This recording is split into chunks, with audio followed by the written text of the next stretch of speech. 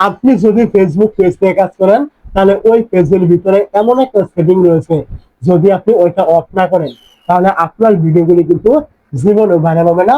জিন্দিগিতে কিন্তু rich, engagement এগুলো কোনো কিছু কিন্তু আপনার ওই পেজে আসবে না। তো আপনি ওই সেটিংটা অফ করার জন্য আপনি কি করবেন? প্রথমে চলে আসবেন আপনার ফেসবুক থেকে এখানে। তো পেজ হলে পেজে চলে আসবেন, আইডি হলে আইডিতে চলে আসবেন। তারপর আপনি কি করবেন? এইখান থেকে দেখবেন উপরে এরকম প্রোফাইল আইকন থাকবে, আপনি কি করবেন? এইখানে একটা ক্লিক করবেন। এই জায়গায় ক্লিক করার পরে এখান থেকে দেখবেন সেটিং অপশন রয়েছে, আপনি কি করবেন? এইখানে একটা ক্লিক করবেন। এই জায়গায় ক্লিক করার পরে এখান থেকে আপনি নিচের দিকে চলে আসবেন। নিচের দিকে আসলে এখান থেকে পেয়ে যাবেন মিডিয়া নামে একটা অপশন, আপনি কি করবেন? এইখানে ক্লিক করবেন।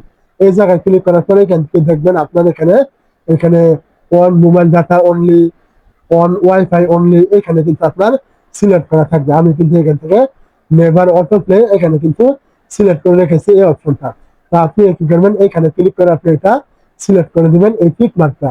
তাহলে কি হবে? আপনার পেজে যখন আপনি ঢুকবেন, আপনার পেজের প্রোফাইলে বা আইডির প্রোফাইলে আপনার কিন্তু অটোমেটিক ভিডিও কিন্তু প্লে হয়ে যেত। এখন থেকে কিন্তু আর সেটা হবে না।